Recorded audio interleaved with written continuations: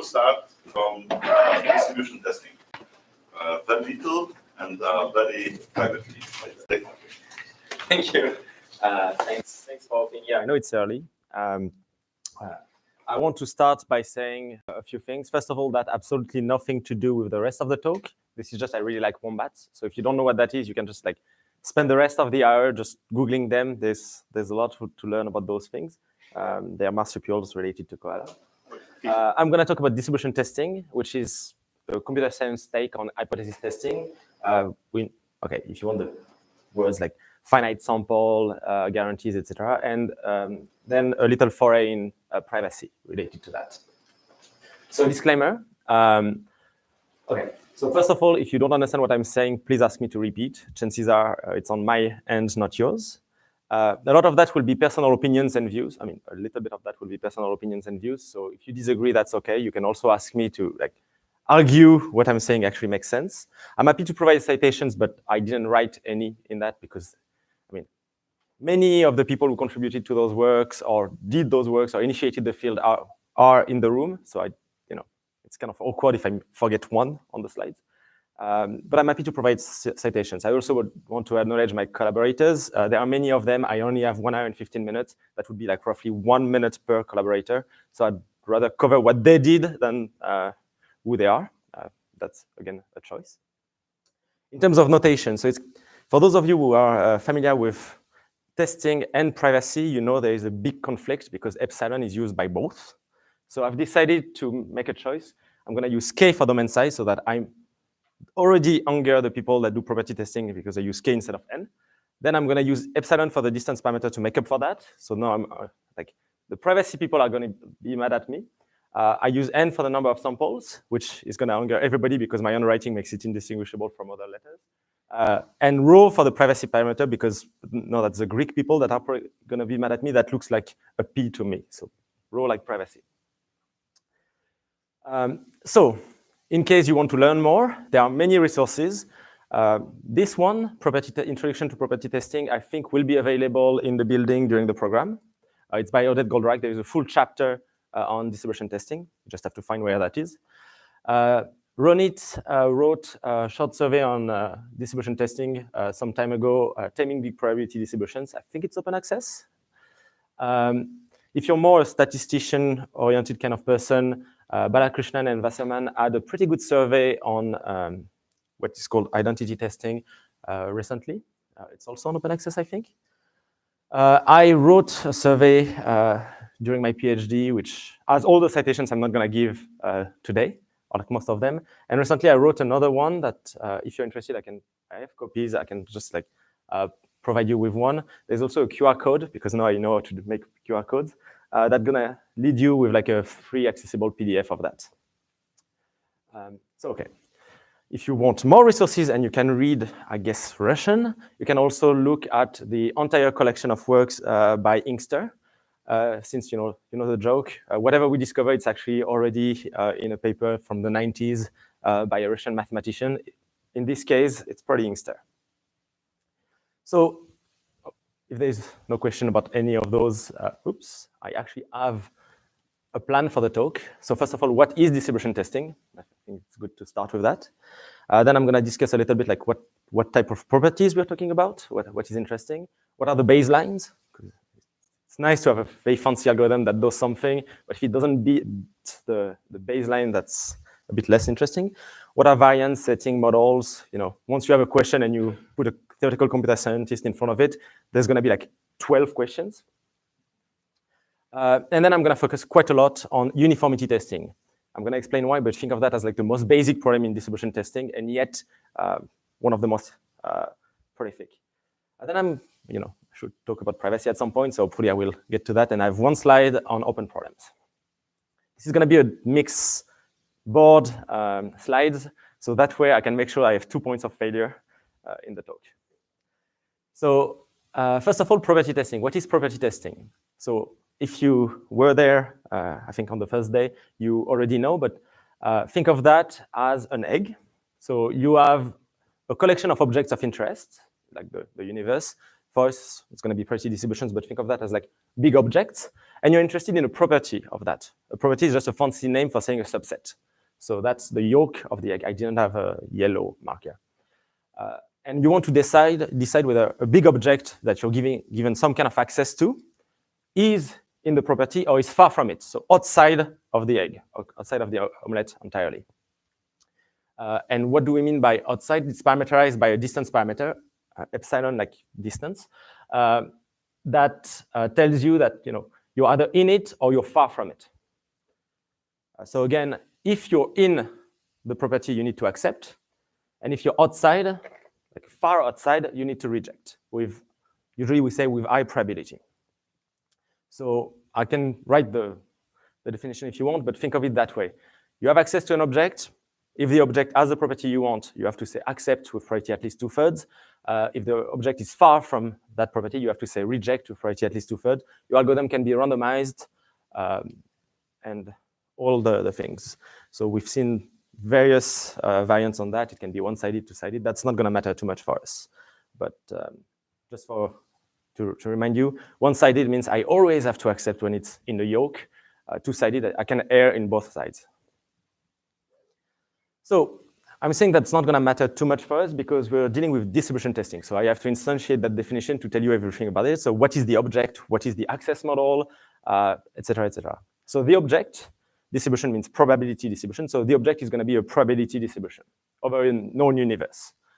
We're going to think of discrete universes. What is the access model? Well, it's a probability distribution. So the most simple thing you can think of as the most reasonable and the things that people have been thinking of since, I guess, like 1895 with Pearson, I think. I can say that nobody has a clue what the exact date is. You get a sample. So think of that. You press a button, you get a draw from that probability distribution.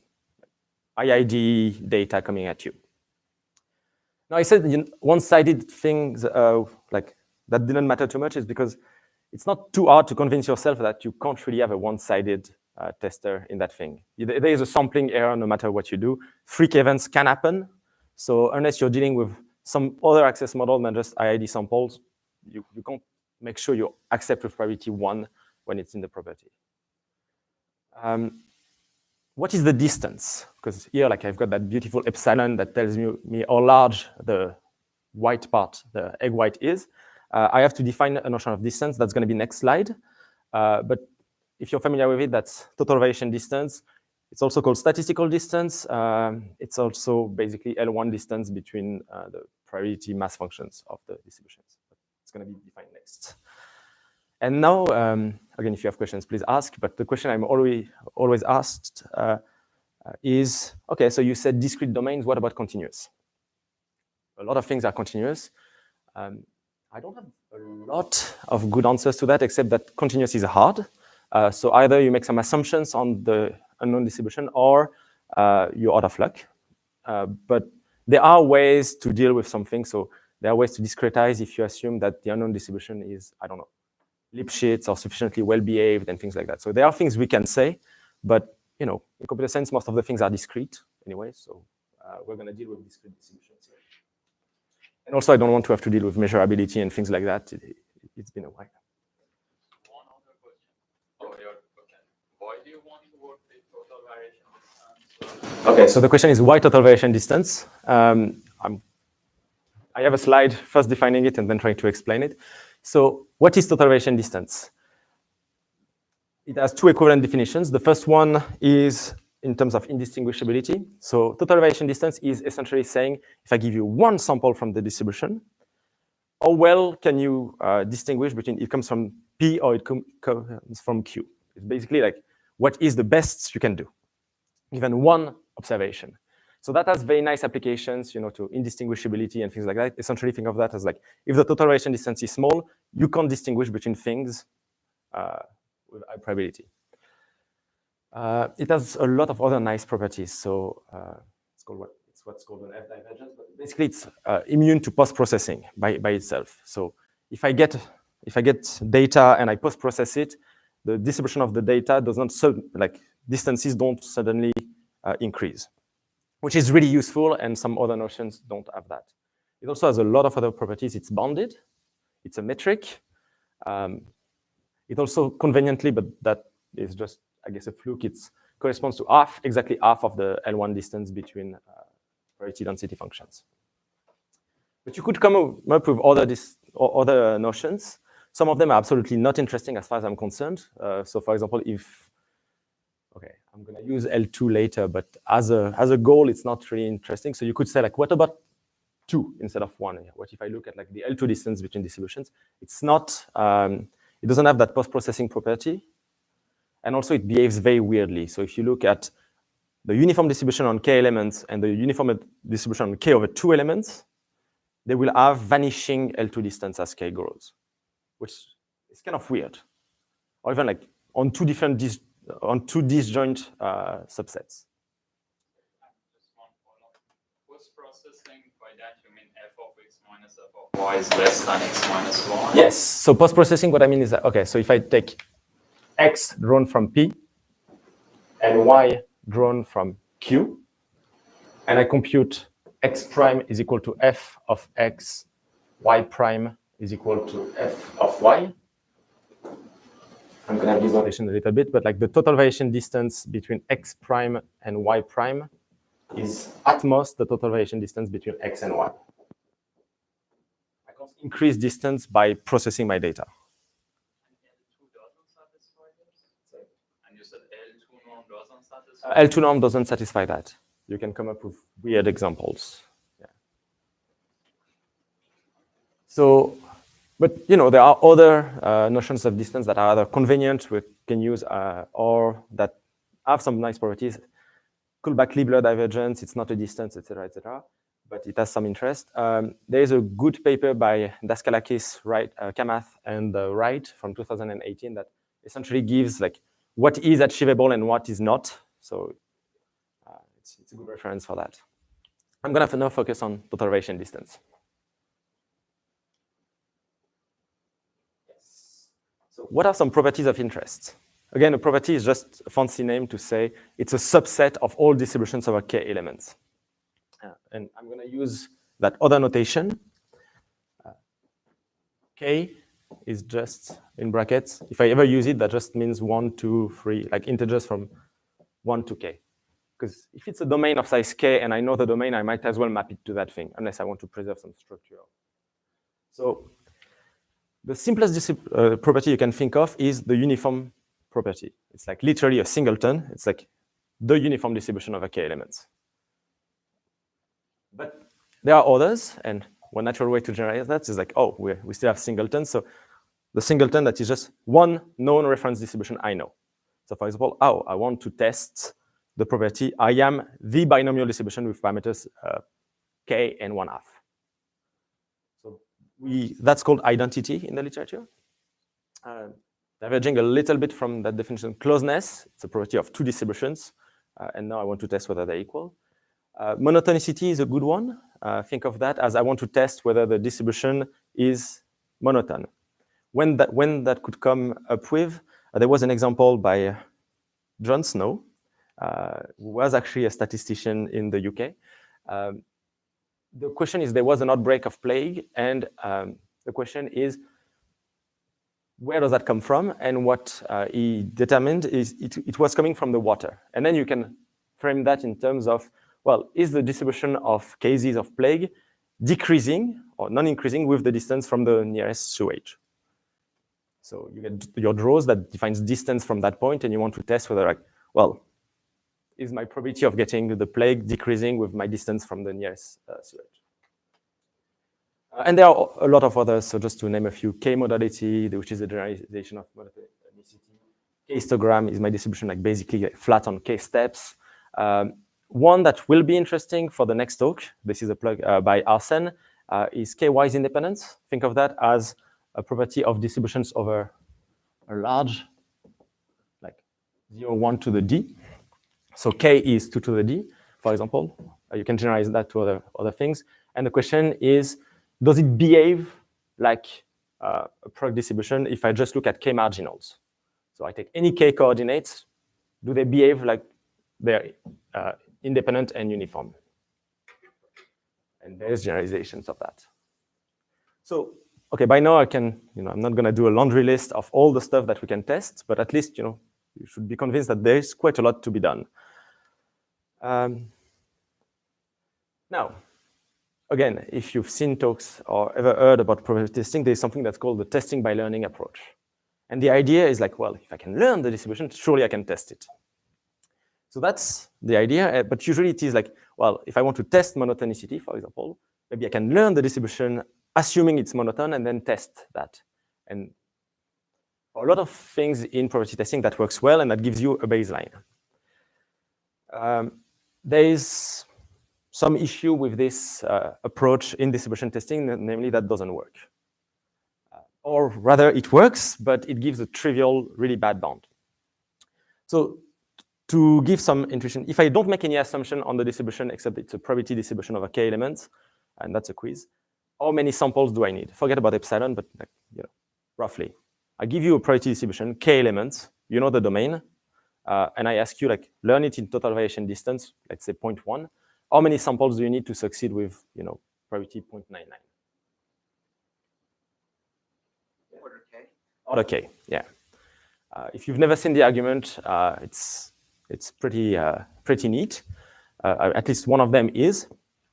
It's pretty simple to see that if you just take the empirical distribution, so you take k samples and you look at that thing, p hat, defined by 1 over n samples, you take the empirical. I'm not gonna define that. Then you can easily show that it's gonna approximate. If you take 1 over epsilon square of those, that's gonna approximate well a fixed subset, the probability on any fixed subset, right? So standard amplification bounds, I'm going to get back to that. If you take log 1 over delta over epsilon square samples, then you get that probability down to 1 minus delta. With probability 1 minus delta, you can actually very well approximate via the empirical estimator the probability of a given subset you have in mind. What is the total variation distance? It's the supremum over all subsets. So you want to learn to approximate, to make sure that the empirical estimate approximates well the probability of every single subset. Well, there are 2 to the k of that. You said delta accordingly.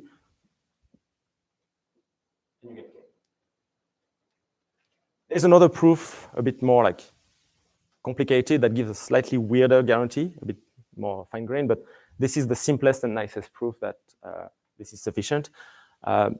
Proving that it's necessary is also a nice exercise. It's not too hard, but I'm not going to do that now. Okay, so this is linear in the domain size. We want to get sublinear in the domain size. Okay, that's good. Let's say, as an example, I want to learn the simplest property, the uniform distribution. How many samples does it take to learn a distribution under the assumption that it is the uniform distribution?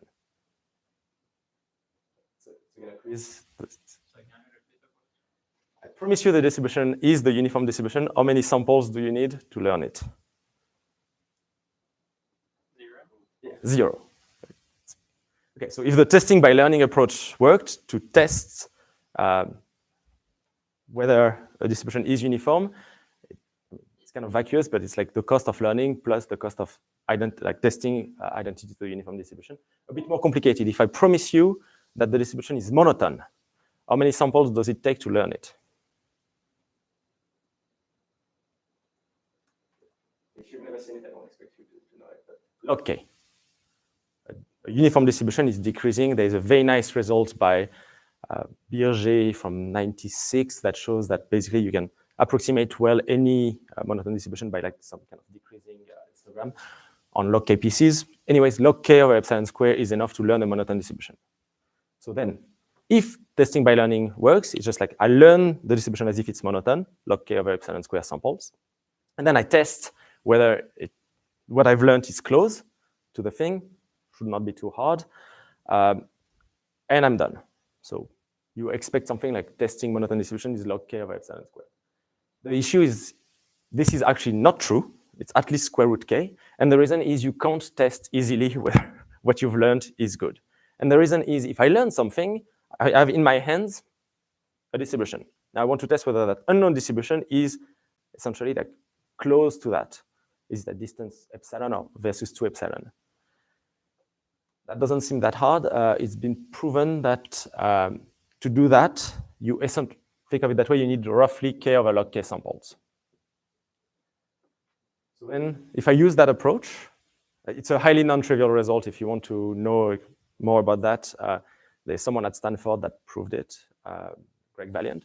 But like, that tells you that learning by testing approach, testing by learning approach will cost you almost linear. I mean, it is sublinear, we're happy, but log factors. So it doesn't work. So that's the upshot is there are big differences between the Boolean function world and distribution testing world, and in particular, testing by learning doesn't work until it does. And again, Acharya, Daskalakis, and Kamath in 2015 show that there's still a way to make it work with like 70,000 bells attached to that statement, meaning like if you can learn in a very strong notion of distance, then it works. If you're interested, I encourage you to read that paper or come to me after the talk. But there are ways to make it work, but it's complicated. So okay, everything is hard. By the way, I mentioned that testing uniformity was pretty hard. Any idea, roughly? So learning a distribution is k. Any idea how much it is to test whether a distribution is uniform? I give you a distribution. We're going to get back to that, but I give you a distribution. Just tell me, is it uniform or far from it? Root k-ish? Yeah. The ish is doing a lot of work, but yeah, it is root k. If you don't care about the epsilon, there is a very simple argument, which is just the birthday paradox. So think of it that way. I give you a distribution. It's either the uniform distribution, or I pick a random subset of k over 2 elements of the domain, and I'm uniform on this. Now you start taking samples. Until you see at least one sample twice, you have no idea which one of the two cases it is. I mean, the things look literally indistinguishable. And when are you going to start seeing collisions? By the birthday paradox, it's going to be around square root k. So you need square root k just to be able to say anything. So testing the uniform distribution, which I claimed was the simplest, most basic thing, will require at least square root k samples. And there's a very neat argument. I'm going to quickly go over that shows that pretty much everything you can think of roughly, every non-trivial property is going to be at least square root k. And that statement, I'm just going to give it to you right now. If I give you a property that contains the uniform distribution, so in that set you have the uniform distribution, and I can learn that property efficiently, so think of monotone distributions, right? I claim if I promise you something is monotone, I can learn it with log k samples. The uniform distribution is clearly a monotone distribution. Then there's a reduction that says, well, then testing if something is monotone is at least as hard as testing the uniform distribution. So I see Sepper frowning, so I'm a bit worried. So okay, the idea is like you have that property. I can learn, there's a little of an asterisk here, I can agnostically learn a distribution. So what I'm going to do is, and I promise you, you also have a tester for that property.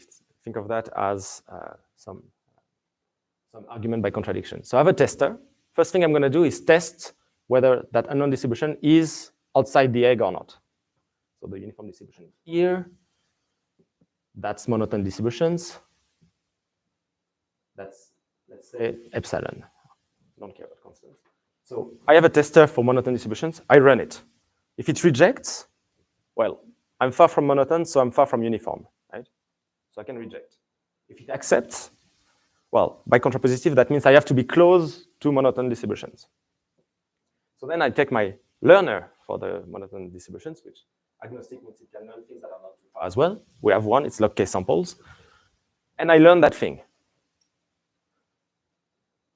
Now it works. It gives me something that is close to the true distribution. And at this point, I have in my hands something that is promised to be a distance at most epsilon from the true distribution. Well, I check if it's close to uniform. If it is, I accept. If it's not, I reject. So given all that, the price I pay is the price of the tester, which is T of epsilon k, plus, in that case, log k over epsilon squared. Well, and then I've got a tester for uniformity. Given that that needs to be at least square root k, and that is definitely not at least square root k, this thing needs to be at least square root k. My conclusion was the property of all distributions contains uniform. Yes, but you don't. Yeah, but that learner is going to be very, very bad. It's going to be k over epsilon squared. So yeah, if you have an efficient learner for a property that contains the uniform distribution, then it means that's at least okay. Yeah. So everything is hard, and you can generalize that to other things. So you can show that testing the binomial distribution is at least like k to the 1/4, for example. So everything is hard. What do we do from there? But if it's not, if you don't have an efficient, If you don't have an efficient learner, then you're out of luck. You have to prove a lower bound yourself, which is possible. It has been done in the past. it's weird that the simplest things are harder. Yeah, so another thing that is kind of interesting with distribution testing is the hard instances are typically the things that are uniform. Think of it that way. It's really hard to distinguish something that's uniform and something that's like very close to uniform. Actually, maybe I should say that now.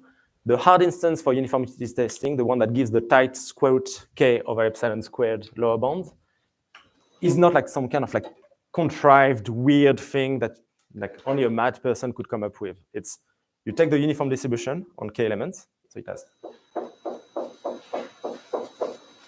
k is equal to something. Assume k is even, and then it's going to be either like, so that's 1 over k, and it's going to be like slightly more or slightly less on each pin. You perturb locally by like plus or minus epsilon over k. So small perturbations around the uniform distribution. And you do that by pairing things so that, it's nice when probability distributions sum to 1 at the end. So if you do that, then like, it is possible to show that to distinguish this from the uniform distribution, you actually need square root k over epsilon squared. So plus or minus epsilon over k. It's also the hard instance for learning, by the way. That's what gives the k over epsilon squared lower bound. So really, we are not in a world where like, oh, sure, you prove the lower bound, but nobody's going to ever be faced with this. It's actually like the simplest things that are the hardest. So yeah, everything is hard. What do we do from there? And there are several things you can do. One of them is just to give up entirely and decide to do something simple like proving circuit lower bounds. The other thing is like changing the metric. You could be like, oh, but it's all because of total variation distance, etc. But then like you have to be very careful because depending on what you do, either it becomes trivial or impossible or like really hard to reason about. You can change the access model saying, yeah, but it's all because I can only get samples and samples are weird. Maybe I can also like have query access to the distribution. Maybe I can ask, what is the probability of this element? That has been considered. Ronit has some work on that, and myself as well with her. And there's been some work on this as well. It becomes more algorithmically interesting. It also becomes easier in general. Things can be done without any dependence on the domain size. But it's quite interesting. You can also assume that you can condition on subsets, for example, for various notion of sets. Also, that gives a lot more algorithmic depth to the algorithms you can come up with. Lower bounds become a nightmare. And also, a lot of interesting things can be done. So depending on what kind of subsets, what kind of things you allow. There are also some people in the room that worked on that, and I myself had some work on that. Another completely different way is just like, I don't want to change the metric. I don't want to change the structure. I don't want to change the access model. I'm gonna assume some structure. This is a highly unstructured distribution when you think about it. It's like I've got a large domain and like each point is like weirdly modified. If it's like a small representation distribution, for example, or if it is like a high dimensional distribution, but it's a Bayesian network. It has some like small degree, or like generally like it is a free histogram.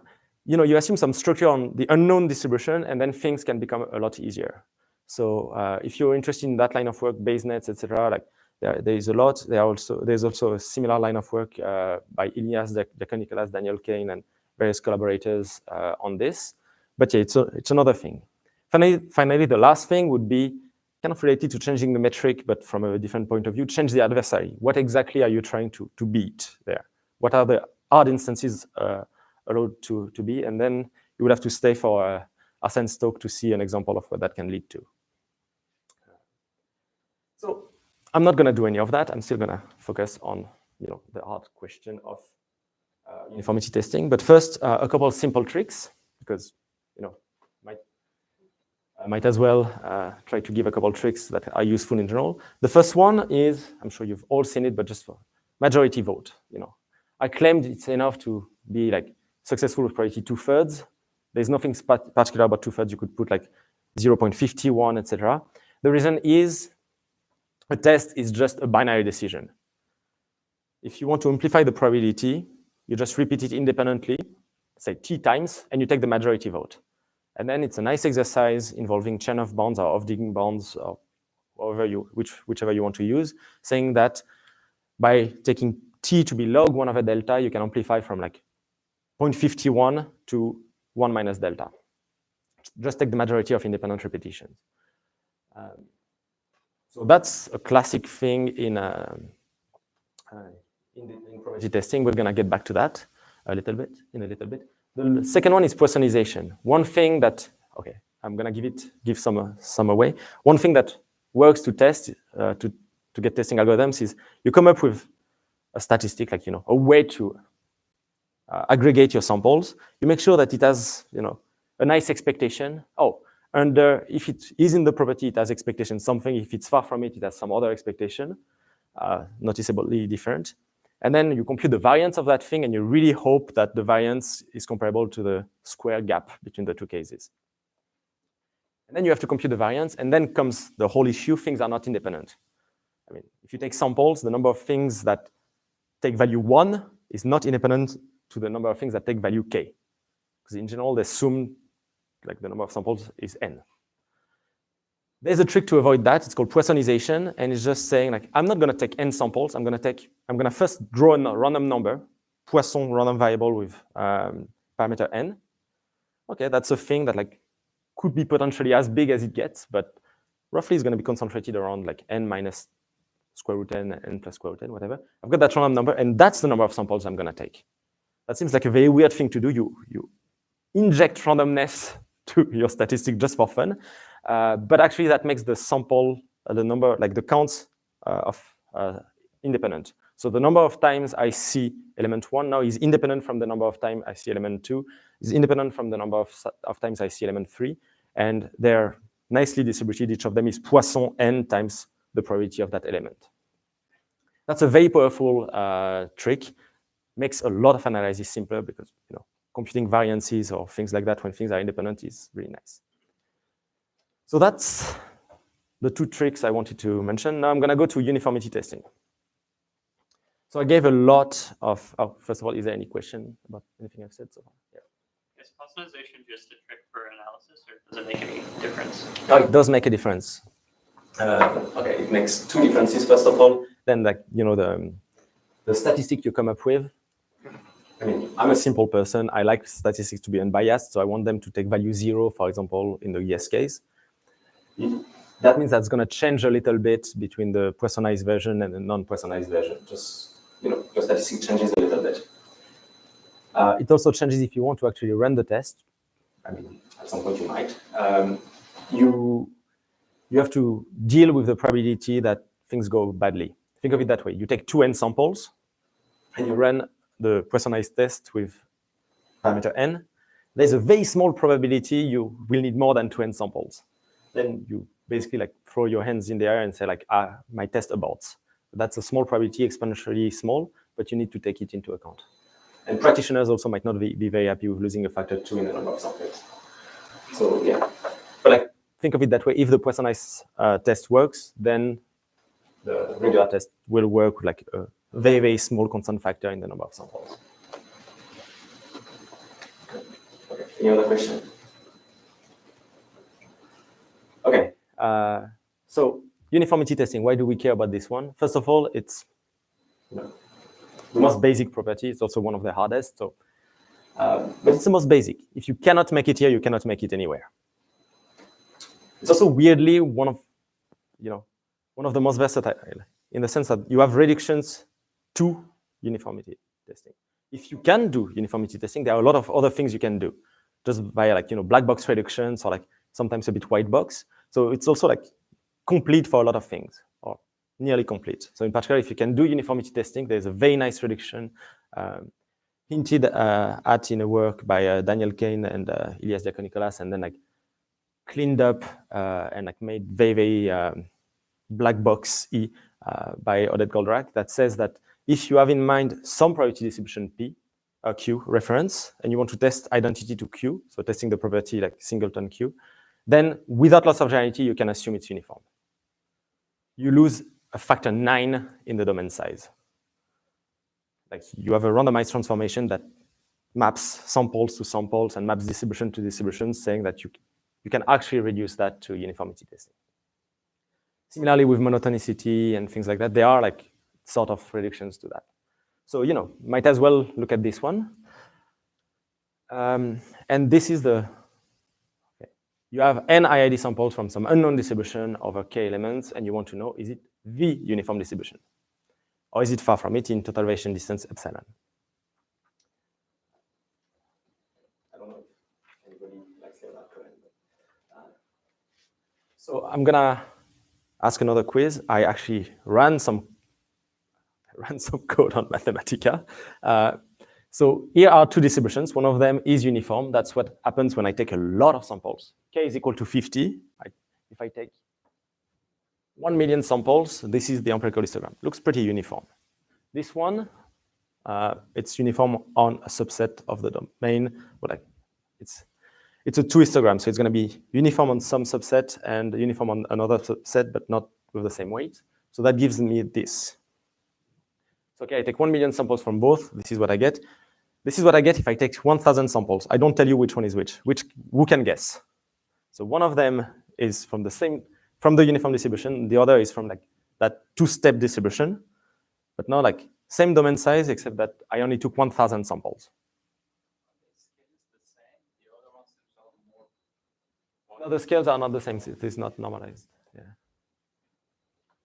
This is it's not the density. It's a count. Yeah. Okay. I don't know. I forgot.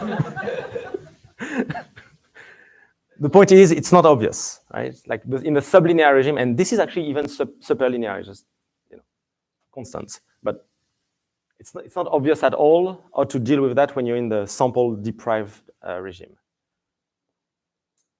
Still, we should be able to do square root k. So how does that work? So again, this is the formal statement. We want to accept a probability 0.99. Before giving some solutions, I mentioned the uniformity testing to identity testing reduction. I mentioned that 0.99 is arbitrary. And I mentioned the optimal is square root k of epsilon squared. Now, I mentioned 0.99 is arbitrary. This is a lie. By what I said, you can get square root k of epsilon squared times log 1 over delta. Who thinks it's optimal? I think I kind of gave it away. Weirdly, it is not. The amplification trick is not optimal for identity testing. The right dependence, if you care about it, is much weirder. It's going to be square root k over epsilon squared times square root log 1 over delta plus log 1 over delta over epsilon squared. I'm very comfortable with this one. This one, I'm not so much. But yeah, so if you really care about the dependence on the on the probability of error, and some people in information theory, for example, do a lot, the amplification trick for distribution testing is not always optimal, which is really weird. Anyways, how would we test this? Anybody has any idea? I give you samples from a distribution. I say, like, please tell me if it's uniform, and please be correct. Any idea how to do that? Yes. Collisions, yeah. So if you remember, the lower bound was birthday paradox. Until I see collisions, I can't say anything. Okay, so maybe actually looking at collisions is a good idea. And yeah, that's going to be one of the tests we see. So you keep taking samples, and at some point, you count the collisions, and you're just like, well, under the uniform distribution, that's what I should see. This does not look like it. Maybe I should reject. We're going to see that. But first, what do we care about? You know, I don't care that much necessarily about time efficiency, but we're no longer in a world where like there's only one measure of success for an algorithm. You have resources, you want to have some kind of weird trade-off between all the resources depending on what matters. So data efficiency is typically a big one. I mean, if you have infinite data, might as well do that. And if you want to run in sublinear time in the number of in the domain size, it's better if your sample size is sublinear in the domain size. You might want to actually look at your data. But yeah, data efficiency is a big one. Say you want to achieve the optimal square root k of epsilon squared.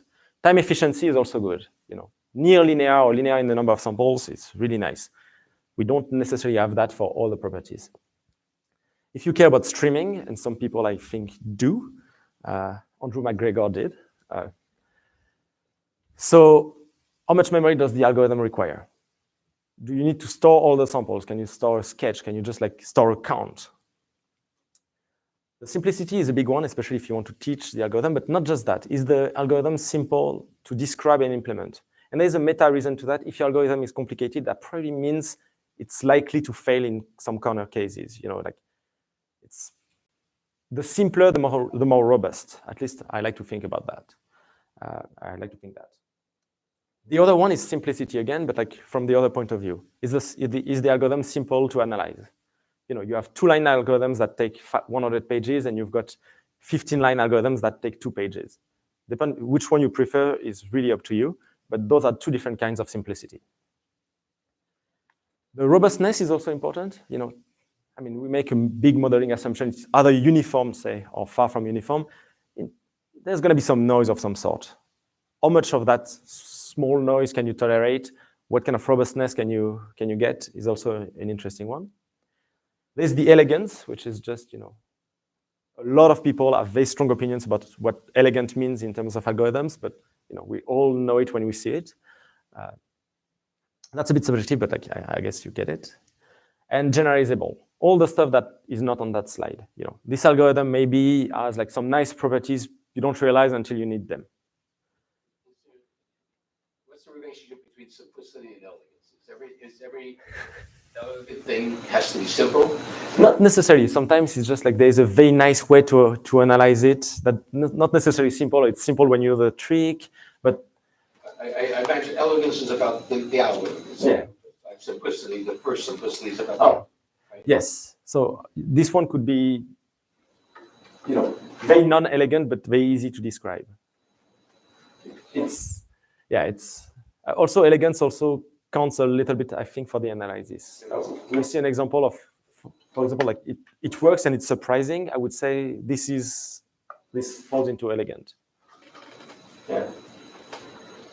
I don't have a good answer for that. It's something that's elegant that should better be simple.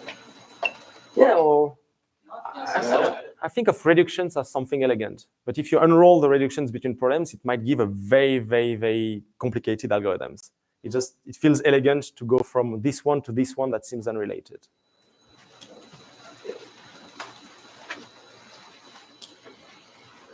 But yeah, that's a good point. Depends on your definition of elegance. So, okay, I see the time. I also don't want Piotr to hate me, so I'm not going to go through all 7 algorithms, but and there are more, but these are 7 I'm aware of. I also don't know the names of the 7 dwarfs in English. We're just going to go through 3 of them, I think 4 of them pretty quickly, but just to give you an idea, each of them has its own properties. Collision base is the one Abigail mentioned. It is pretty simple, but the analysis, if you want to do it correctly, is actually quite tricky. Unique elements is the original one by Paninsky in 2008. Small note, there was a small issue in the proof, but it's fixable. And it works. It has some limitation. You can't take epsilon to be too small. And there's a very intuitive reason for that. Modified chi-square, it's very simple. It's like basically like statistics 101 plus plus. Then like empirical distance to uniform, we'll see what that means. And also binary hashing. Each of them has its pros and cons. The obvious con for this one is it's definitely not sample optimal. This is not a typo. Why is the box say no? Oh, there's no downside, I guess. I see. I mean, I don't particularly like it because it feels like it feels a bit too simple and not a good. Yeah. Okay. I'm sure some statisticians might actually say. Yeah. I'm not gonna say more. Any other questions? All right. So here's a key insight. We want to test in total variation distance, but L1 distance is actually very complicated in general. L2 distance somewhat is nicer. And this is just Cauchy-Schwarz. So by Cauchy-Schwarz, if you are at total variation distance at least epsilon, you're at L2 distance at least epsilon over square root k, which doesn't seem particularly great, but it is what it is. So the distance to uniform in total variation distance is related to the distance to uniform in L2 distance. And here's the second fact, and that only works for the uniform distribution. The distance, the L2 distance to uniform, you can check. This trick is, I don't know what to do, so I expand the square. Things cancel, and then you get this weird expression. So the L2 distance to uniform is actually just that weird quantity, which is like the L2 norm squared of the distribution, minus 1 over k, which is just a constant. So if I want to check whether that is at least epsilon squared over k, all I need to do is checking that this is at least 1 plus epsilon squared over k. So it suffices to estimate that. By the way, this is also the simplest proof I know to show that the L2 norm squared of a distribution is minimized for the uniform distribution, because squares are non-negative. And here's the last fact that actually is pretty nice. What is the probability to get a collision? I take two samples, and what's the probability that they collide? It's exactly that quantity. This quantity is called the collision probability. If you talk to someone who does information theory, it's also related to the Rényi entropy of order 2. So once you have all that, count the collisions, right? That's going to have the right expectation and so on. So you take n samples. For each of the n, choose 2 pairs. You check if a collision occurs. You count them and use that as an unbiased estimator, and then you threshold. Is it more or less than 1 plus epsilon squared over 2 over k? It's pretty simple. It's pretty fast. It's pretty intuitive. I would say it's pretty elegant. That was one of the original uniformity testers that were used by Goldrake and Ron to test whether random walk had mixed in a graph, if I remember correctly. The analysis is not so simple. Or rather, let me change that. It's really easy to get. It's easy to get square root k of epsilon 4. Getting square root k over epsilon square is actually really annoying. And the reason is those things are definitely not independent. If two samples collide, and if 2 pairs of samples collide on the same value, there will be some dependencies.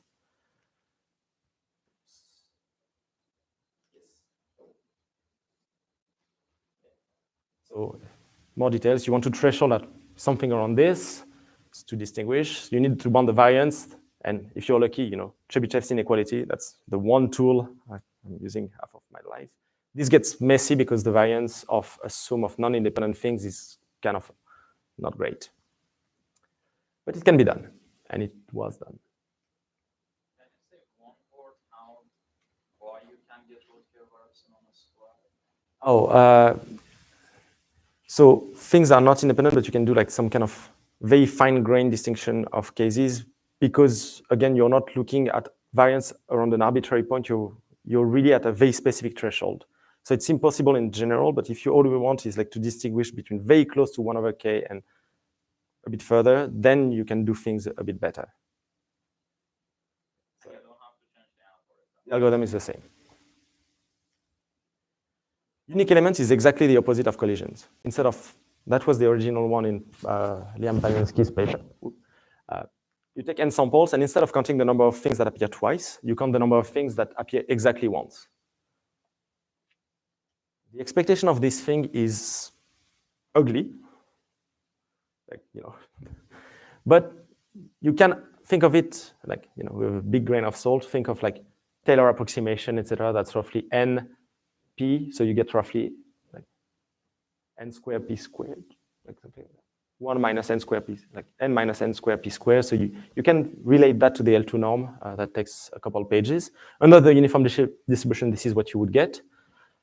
So you have a gap, and that's good. And then assuming the variance is small enough, again, Chebyshev, etc. All approximations hold, you're good. I want to mention that it's also very simple, it's also very fast, it's also very intuitive. I find that elegant, but it has a problem. It can't work for epsilon greater than 1/k to the 1/4.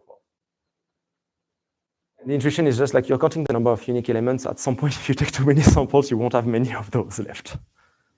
Right? Think of coupon collector. If you've got k log k samples, for example, you will have seen everything.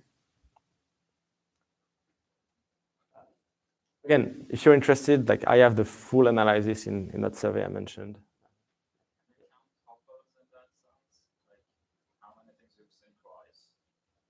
But then, yeah, so the question is like, can you see the number of things you've seen twice, 3 times, etc.? But then that's a different tester. It would work, but like it requires a different analysis and might as well look at something that does that pretty much out of the box, which would be, it's very related to that chi-squared tester. So the chi-squared tester is like, if you don't know what chi-squared divergence is, don't worry. It's completely okay.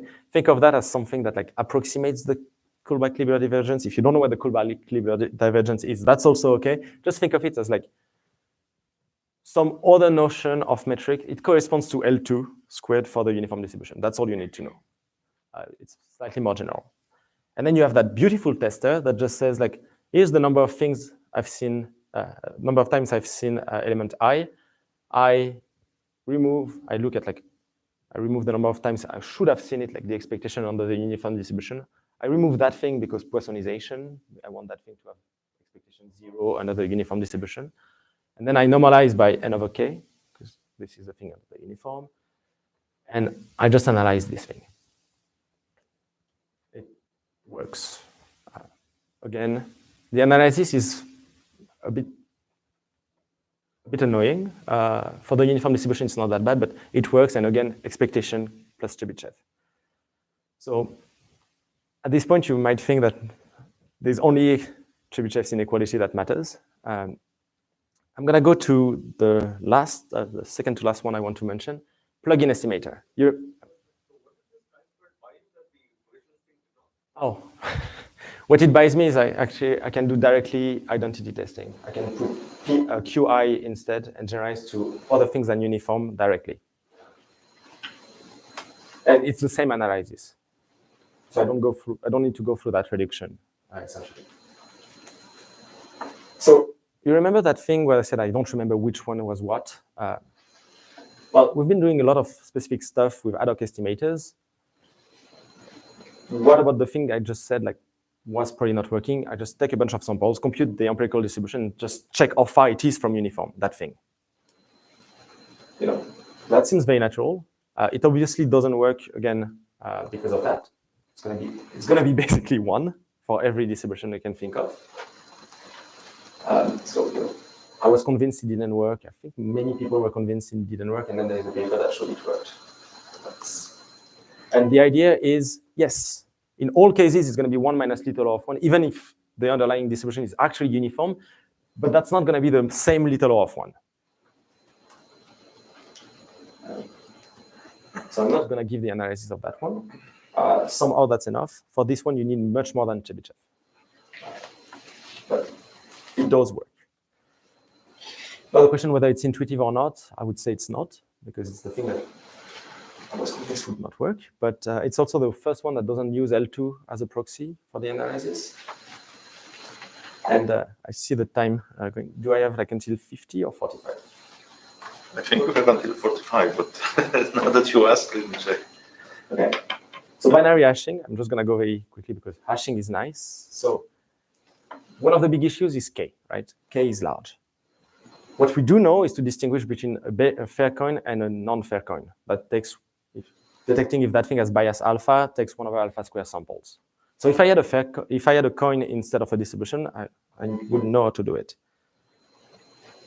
So let's just hash the domain into 2 sets and check what happens.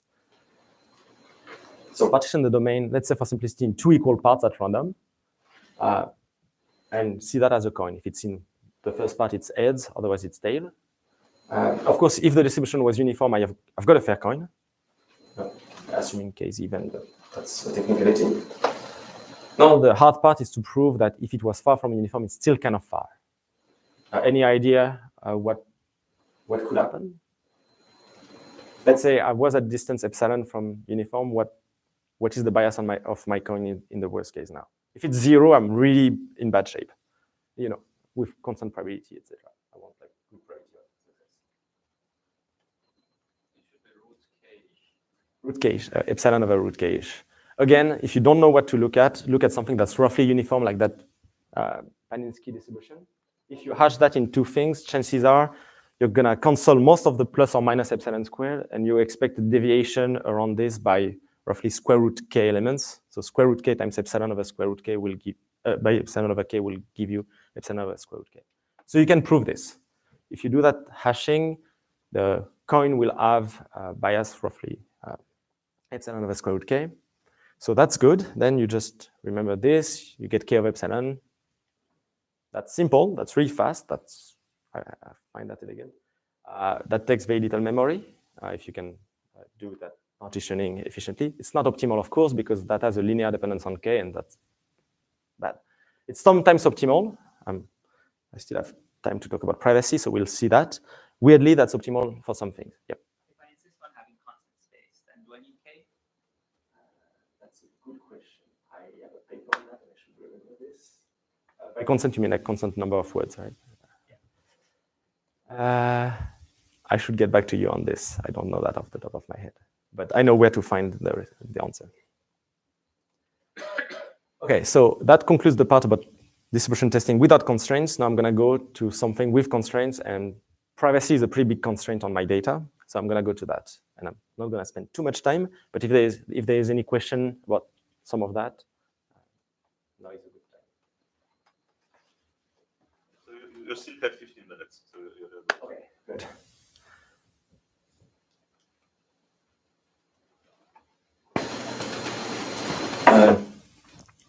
Who knows who that is? What that is? Yep. Yeah. And now for something completely different. Monty Python. Oh, the bird? The quote is from the Monty Pythons. The bird is called a rainbow lorikeet. I think that one was on next to my window. So I don't know who's familiar with differential privacy. Okay. So I'm not going to give a very formal introduction. There's that thing that has a lot of resources, differentialprivacy.org. If you're interested in that, also, I'm going to make a plug for an open source project for that called opendp.org that has also very good resources and programming resources. It's an implementation. But differential privacy, think of that as my data is private, so I do not want to reveal too much about it. That's, of course, kind of at odds with what I want to do, which is to reveal something about my data, right? Like the output of my testing algorithm literally reveals something about my data. So the guarantee we want is like, I've got n data points. I don't want to reveal too much about any single of them specifically. But on aggregate, I'm okay with revealing things. That's basically what I'm trying to do. I'm trying to learn from the whole without revealing too much about the specifics. The formal definition, here comes the row, is for every adjacent data sets. So X is n samples, X prime is also n samples, and they differ in, I think, one sample.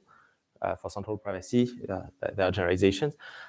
I run an algorithm on X prime, and I run an algorithm on X.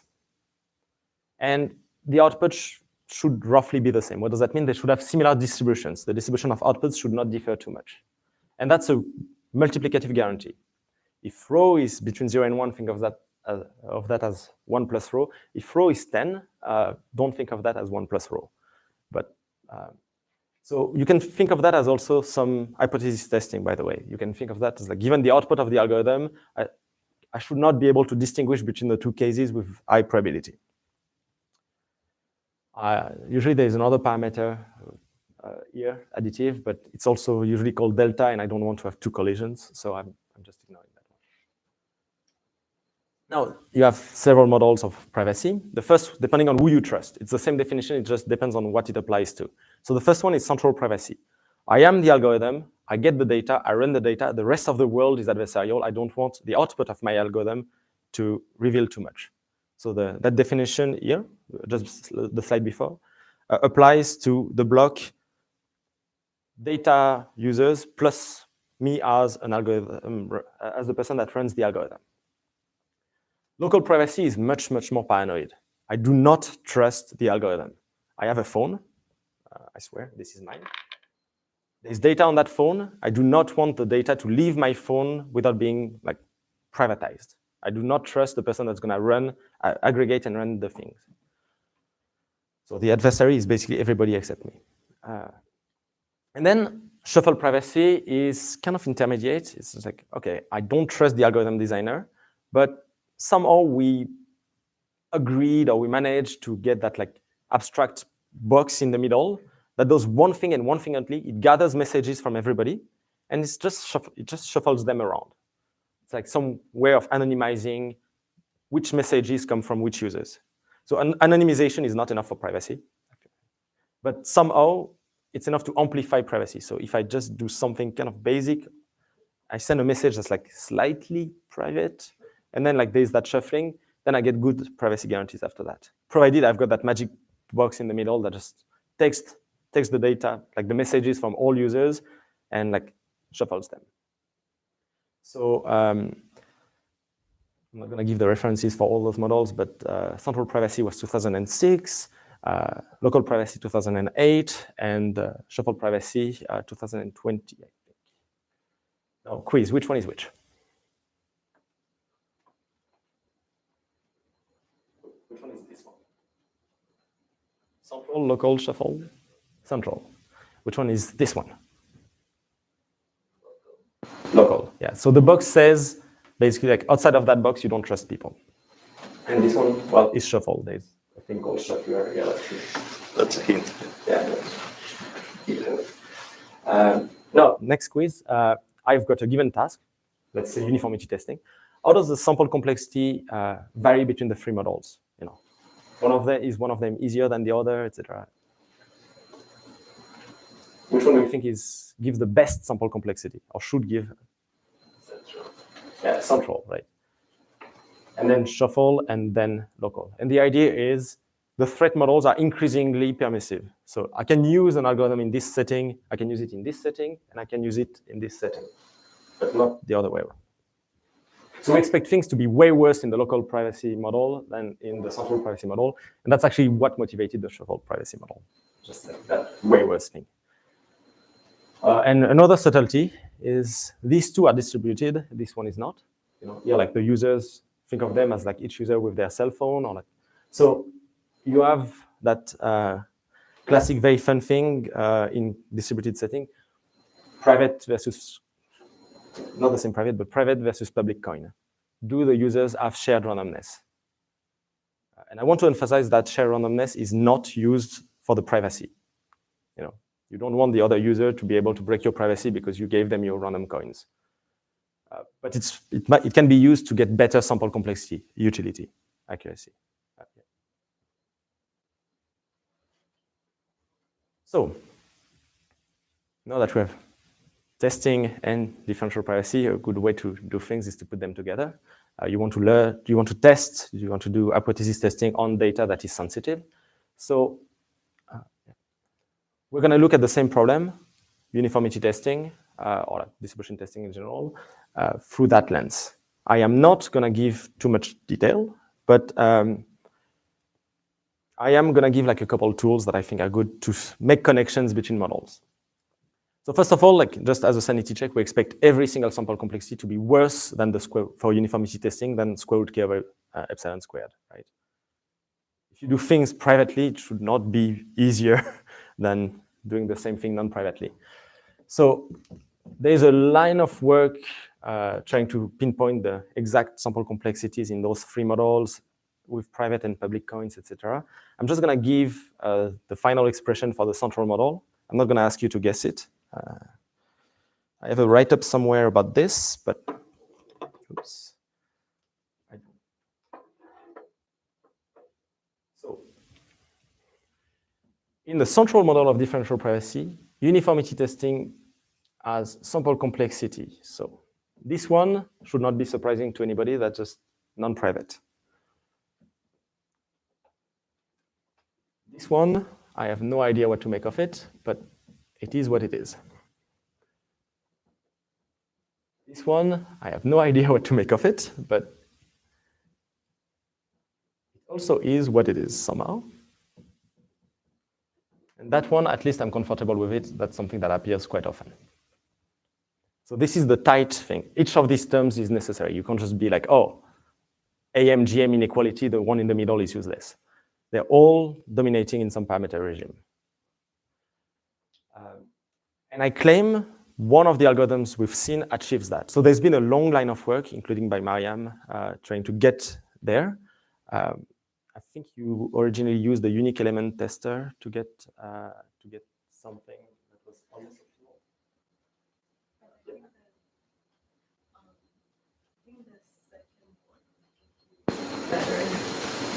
Better. So I think I'm missing something very basic. What is the data model here? What is the private data? So you have all of the samples are private. So you have n people. Each of them gets one sample from that unknown distribution P. Each person has one sample? Yeah, each person has one sample, and they give that to you, and you want to apply that differently private definition. So the first thing I want to say is if you were to use the collision-based tester, that's a really terrible idea. And why is that? It's because if you look at collisions, changing one sample, which is what the differential privacy definition allows you to do, saying you should not be too sensitive to doing that, can affect a lot of collisions. In technical terms, it has very high sensitivity, that test. So you want something that doesn't behave like this. The unique element tester is a bit better for that. You can convince yourself that if you change one sample, that's not going to change things too much, but it's still not great. I mean, it is pretty great, but still doesn't get you all of the way here. But the one that is good is the one that does not use L2 at all. The one that, the surprising one that just works by default, the empirical tester. And again, this is a very simple exercise. Once you've seen this algorithm and you can check by how much one sample can change the statistic, it cannot change it by a lot at all. And so there's a very simple way to get this just directly from that. The reason for which it was not done before is that empirical tester that works for uniformity appeared in 2018 or something like that. Is itself pretty recent. But yeah, it has very low sensitivity. And you can think of that as like, it does something L1 versus doing something L2. So that is for the central model of privacy. So whatever the other ones are, it should be worse. Now, instead of just giving you the laundry list in the next 5 minutes, I'm just going to give you two tools. The one of them is domain compression. You remember that hash thing that I mentioned? Just like hash in 2. There's nothing special about 2, right? You can hash the domain between anything between 2 and k. I mean, if you hash in k things, might as well not hash. You can't hash in one bucket because you tend to not really have very interesting things left. But you could get any things like that. And you can actually show that it grows like that. If you hash a probability distribution in like L things, big L things, then the distance will decrease at most as square root L over k, the L1 distance. And you can also partially de-randomize that.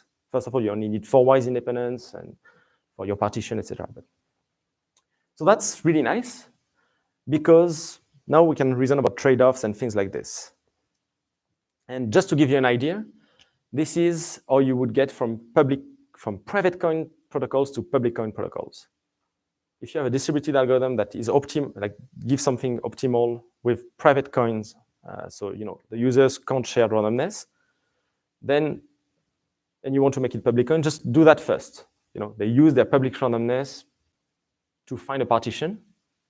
They hash the domain in L to be suitably chosen so that the parameters balance, and then you can just test on the rest using your existing private coin algorithm. And you for all the models I've talked about, that gives optimal sample complexities. So that's pretty nice. I would love to see other applications of this. But yeah, it does work. The next one, so that tells you, like, in the distributed setting, I mentioned several things. So you have, I'm not going to erase the egg. You have public coin, private coin, shuffle, and locally private.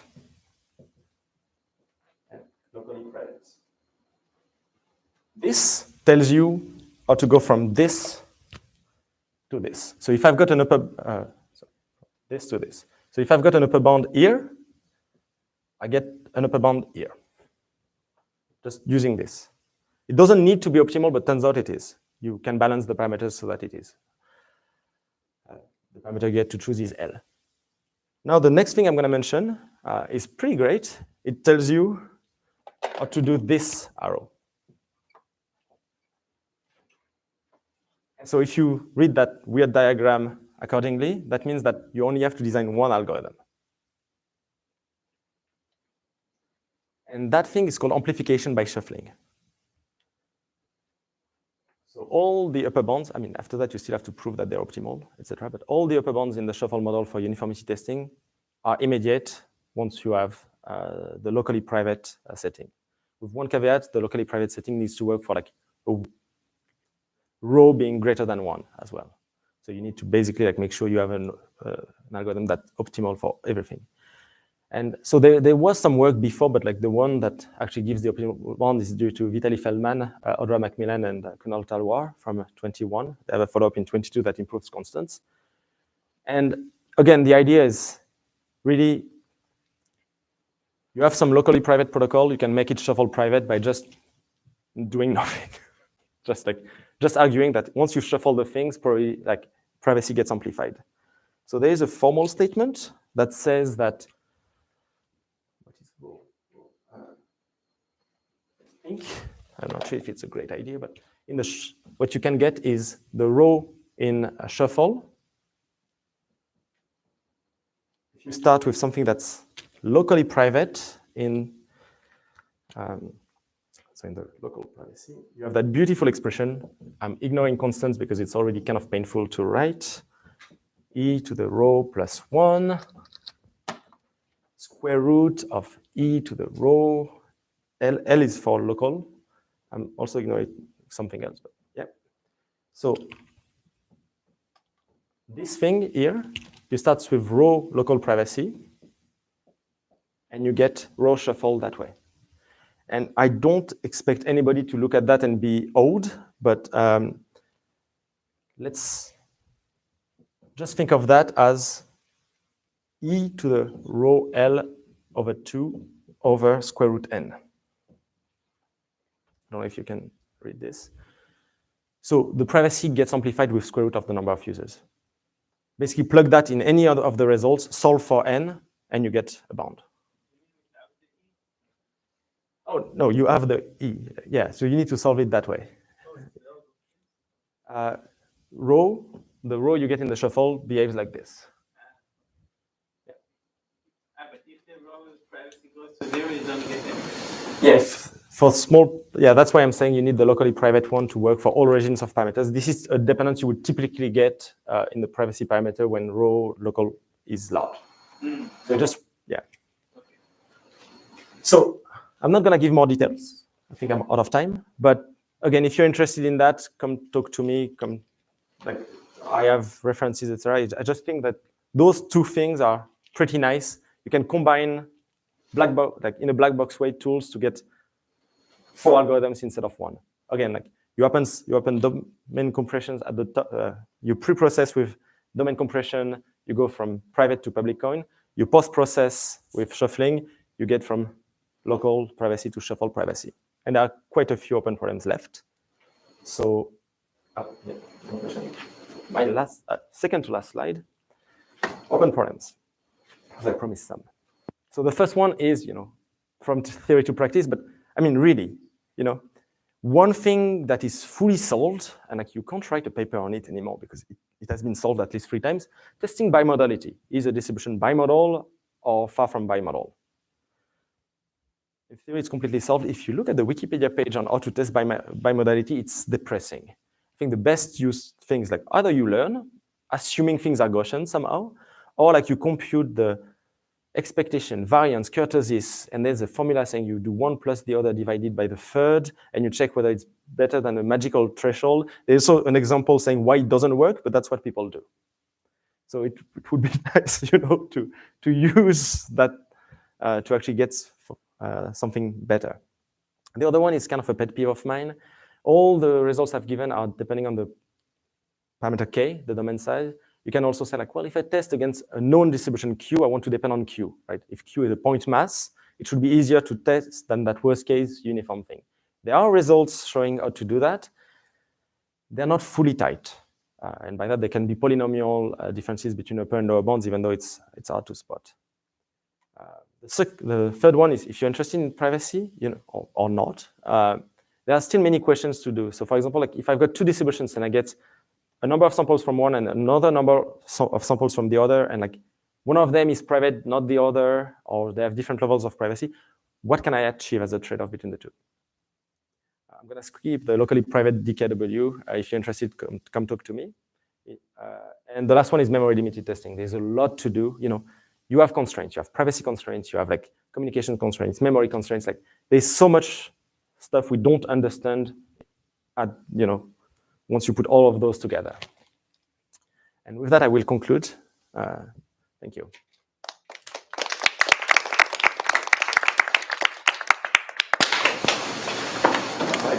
Questions? Can you give a very concrete open problem on memory limited learning?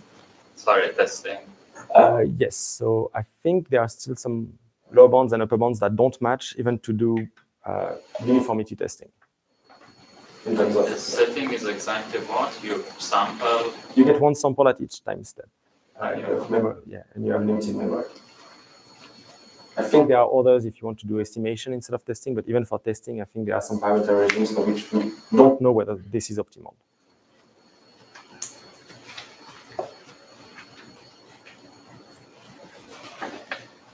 Thank you. And I think that might be a